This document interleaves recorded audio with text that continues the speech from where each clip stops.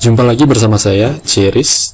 Di video ini kita akan membahas mengenai Good Excel App Design, atau bagaimana kita mendesain aplikasi pada Microsoft Excel yang baik.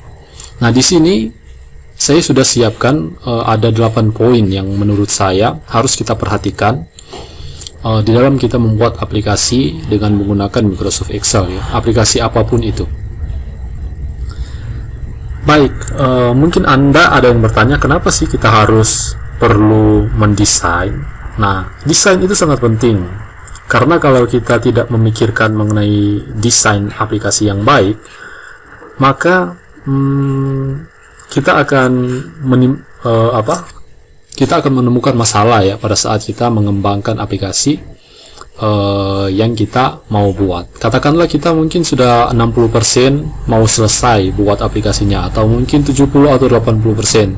Tiba-tiba ada sesuatu yang ini ternyata tidak bisa, karena kita tidak mendesain dengan baik aplikasinya. Pada akhirnya kita harus restart lagi dari awal, mungkin dibuat kembali. Makanya sangat penting untuk kita menginvestasikan waktu, ya, untuk kita mendesain dulu seperti apa aplikasi yang mau kita buat. Baik, poin yang pertama yang menurut saya sangat penting di dalam kita mendesain aplikasi, yaitu melakukan normalisasi data, ya. Apa itu normalisasi data? Coba Anda perhatikan, di sini saya punya data karyawan, dan di data karyawan ini ada kolom ID, nama karyawan, gender, gaji pokok, divisi, kepala divisi, dan maksimum budget untuk divisi, ya. Jadi untuk divisi marketing, kepala divisinya Hartono, maksimum budgetnya 50 juta. Untuk accounting, kepala divisinya Sofyan, maksimum budget untuk divisi accounting 15 juta. Oke, coba Anda perhatikan tabel ini. Pada tabel ini, yang menjadi masalah adalah kolom divisi, kepala divisi, dan maksimum budget. Nah, kenapa kepala divisi dan maksimum budget ini kita harus masukkan menjadi bagian dari tabel data karyawan? Nah, ini adalah contoh dari data yang tidak ternormalisasi. Nah, bagaimana caranya kita menormalisasi data ini? Caranya adalah dengan memisahkan data terkait divisi, yaitu data yang terkait divisi di sini adalah divisi, kepala divisi, dan maksimum budget. Nah, saya akan pisahkan. Ini saya cut saja, dan saya akan paste di sini, ya, insert cut cell seperti ini, dan kita kasih nama misalnya data divisi. Mungkin Anda bisa tambahkan kolom seperti ini, divisi, dan ini kita ganti divisi, dan ini kita ganti jadi kode atau ID divisi, ya, atau kode divisi, ID saja. MAR untuk marketing, ACC untuk accounting. Dan kalau Anda perhatikan, ini saya kembalikan dulu, ya. Ini kita copy paste dulu nama divisinya, dan kita buat kode, ya, untuk marketing misalnya kode atau ID-nya MAR, accounting, marketing, IT, dan production, ya. Nah, kalau Anda perhatikan di sini sudah ada tabel baru, ya, tabel baru yang namanya tabel divisi. Oke, dan tabel divisi ini sudah terpisah dengan tabel data karyawan. Kalau Anda perhatikan di tabel data divisi ini ada 2 data yang duplicate, ya. Ini kita hapus saja. Kita tidak perlu duplicate data seperti ini. Kita hapus. Kalau kita menggabungkan dengan data karyawan, kita harus menduplicate seperti tadi, ya. Tapi kalau kita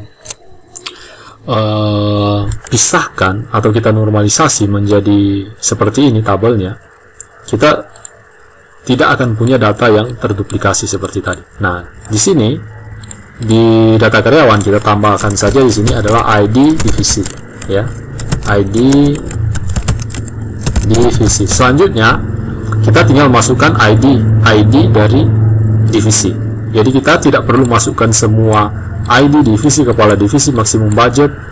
Yang perlu kita masukkan hanya ID-nya saja. Ini saya copy formatnya, kita paste format di sini.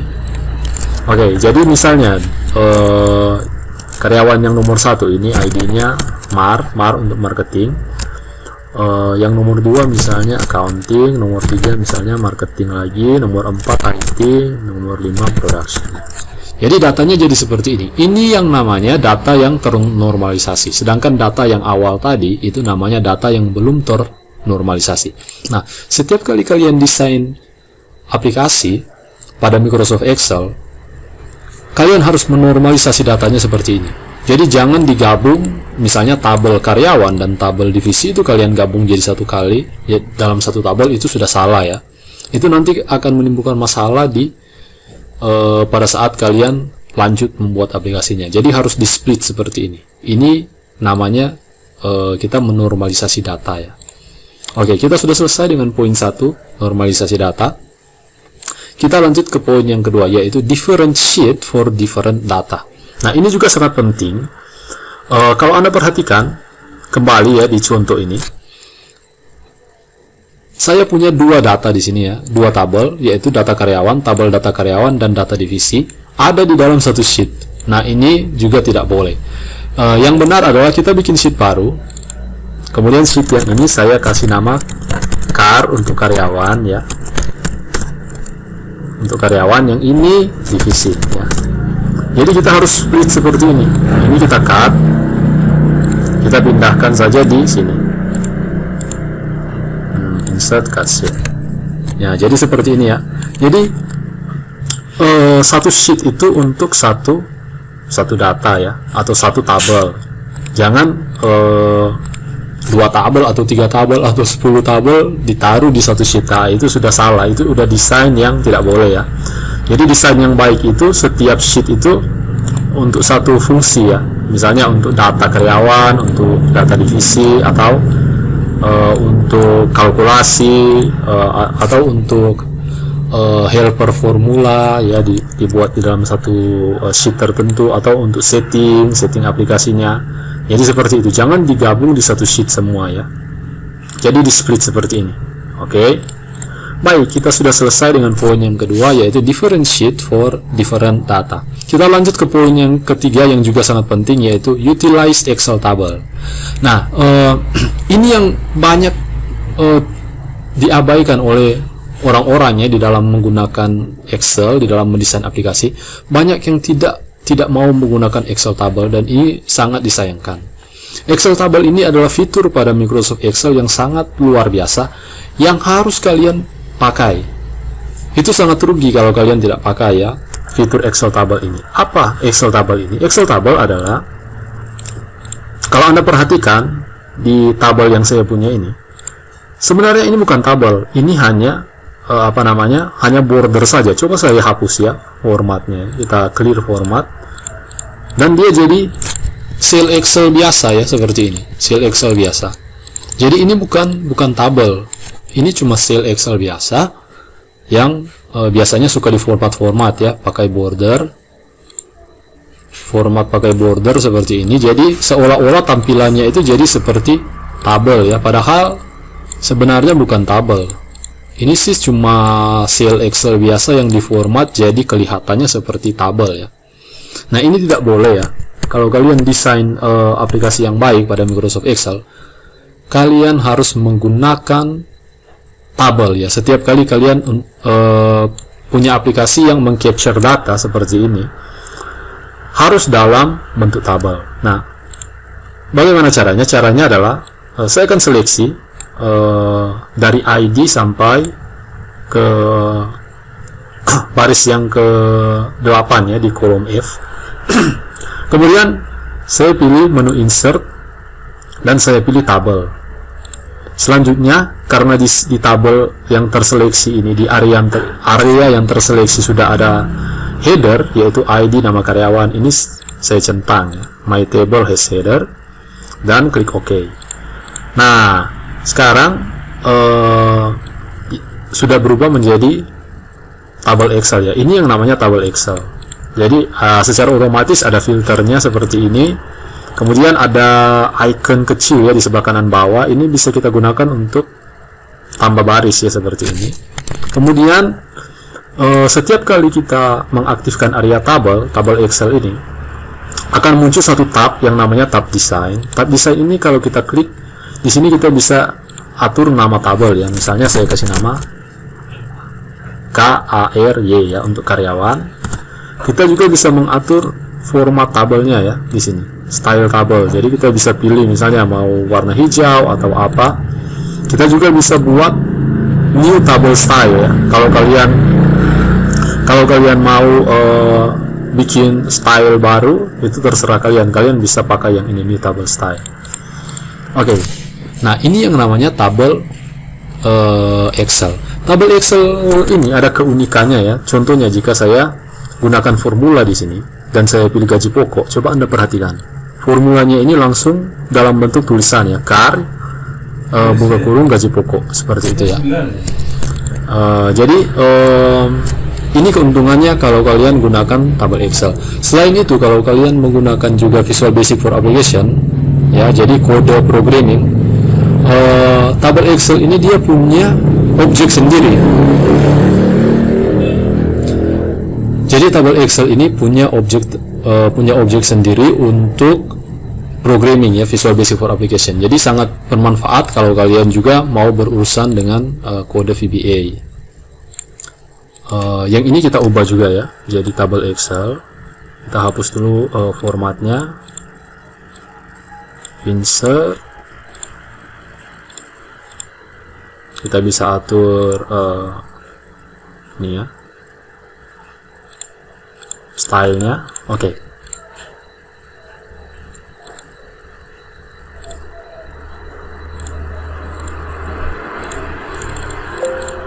Baik, kita lanjut ya. Poin 3 sudah, 1, 2, 3, dan kita lanjut ke utilize Power Pivot for report or at least Power Pivot Table ya. Nah, saya akan bahas dulu mengenai pivot table. Nah, di Microsoft Excel, kalau kalian mau bikin report, salah satu cara yang paling mudah itu adalah dengan menggunakan pivot table. Nah, caranya adalah kita kalau kita pakai tabel Excel seperti ini, akan jauh lebih mudah lagi waktu kita menggunakan pivot table ya. Jadi kita klik saja di area tabel dan kita pilih insert. Kita pilih pivot table yang ini. Seharusnya kita untuk pivot table ini kita taruh di sheet yang baru ya, worksheet yang baru. Tapi di sini saya taruh saja di worksheet yang ini ya, biar lebih simpel. Jadi ini datanya ya, datanya, dan kita taruh saja di existing worksheet di sini. Pilih OK. Dan misalnya saya mau buat report untuk berdasarkan gender ya, jadi gender dan nama karyawan di sini dan gaji pokok. Oke. Nah, coba Anda perhatikan. Kita atur desainnya.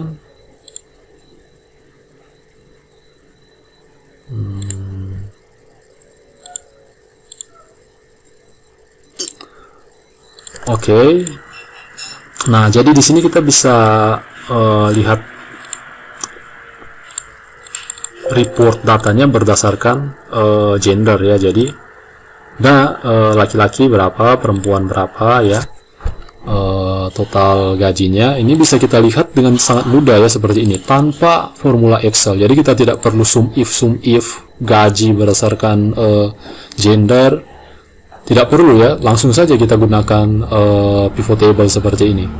Dan pivot table ini sifatnya adalah dia memberikan kita report yang sifatnya dinamis. Apa maksudnya sifatnya dinamis? Coba Anda perhatikan, kita bisa klik-klik seperti ini ya. Jadi reportnya ini dinamis, artinya bisa kita atur. Misalnya kita mau lihat cuma yang kita mau lihat atau kita mau sembunyikan nama karyawannya seperti ini, itu bisa dilakukan. Oke. Nah, jadi kita harus untuk report selalu harus kita gunakan pivot table ya. Jadi jangan buat report formula Excel, pakai formula Excel. Ini kan kita sebenarnya bisa pakai formula Excel ya, sum if seperti ini ya. Misalnya gaji pokok, kriterianya range-nya adalah gender, kriterianya misalnya laki-laki ya, L. Kita mau total gaji pokoknya. Ini kita bisa seperti ini ya. Bisa sum if seperti ini, tapi jangan pernah bikin report dengan cara yang seperti ini. Kalau kita mau desain aplikasi yang baik pada Microsoft Excel, selalu gunakan setidaknya pivot table. Nah, ada yang lebih powerful dari pivot table, yaitu Power Pivot. Cuma untuk Power Pivot ini materinya luas ya guys.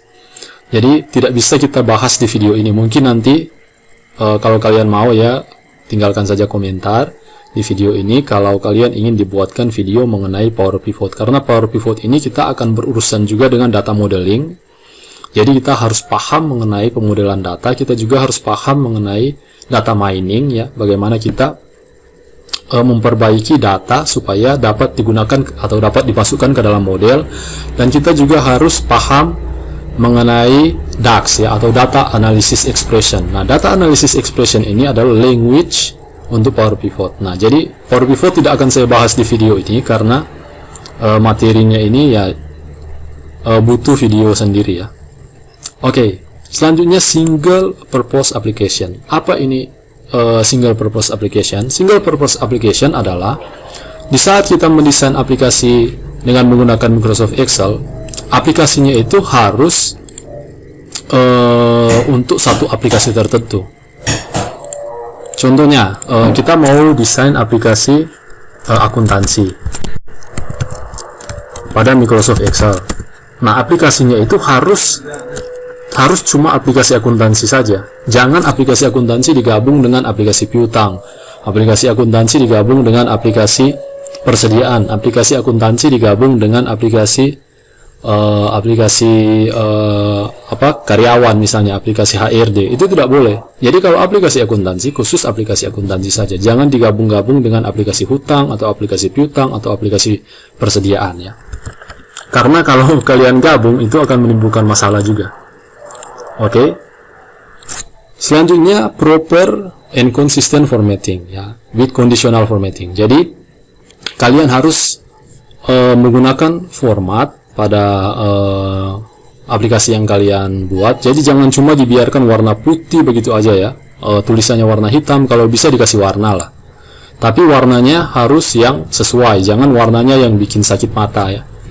Warnanya kalau bisa yang baik, yang enak dilihat ya. Ya itu sih sesuai preferensi kalian ya. Dan kalau bisa gunakan conditional formatting ya. Jangan dikasih warna manual, tetapi kalian pakai conditional formatting. Nanti ini videonya sudah lumayan panjang ya, videonya 18 menit. Mungkin nanti saya akan bahas dengan video terpisah ya mengenai conditional formatting dengan lebih detail. Oke, kita lanjut ke poin yang ketujuh, yaitu simplicity. Nah, simplicity ini sebisa mungkin kalian jangan pakai kode VBA ya, kalau bisa. Jadi kalian itu pakai kode VBA kalau memang terpaksa ya, kalau memang tidak ada cara lain, mau tidak mau harus pakai kode VBA, baru kalian pakai kode VBA. Dan juga less formula ya. Sebisa mungkin kalian itu kalau bisa tidak usah pakai formula Excel, jangan pakai formula Excel ya. Jadi jangan pikir aplikasi yang banyak formulanya, yang formulanya aneh-aneh, itu adalah aplikasi yang bagus. Justru semakin banyak formulanya itu semakin jelek guys. Sama halnya juga ya, jangan berpikir bahwa banyak kode Visual Basic for Application, aplikasinya kelihatan lebih keren, kelihatan lebih canggih. Justru semakin banyak kode VBA, semakin jelek aplikasinya ya. Semakin sulit juga kita untuk maintain dan mengembangkan aplikasinya. Jadi sebisa mungkin itu harus sesimpel mungkin ya. Jadi semakin sedikit formula Excel, semakin sedikit kode VBA, aplikasinya akan semakin bagus. Oke, yang terakhir poin yang ke-8 adalah use custom reference name ya, atau kita memberikan nama untuk setiap referensi pada sel Excel atau Microsoft Excel. Baik, saya akan kasih contoh di sini. Misalnya saya tambahkan sebuah sheet, ini saya kasih nama setting. Kemudian di sini ada nama perusahaan.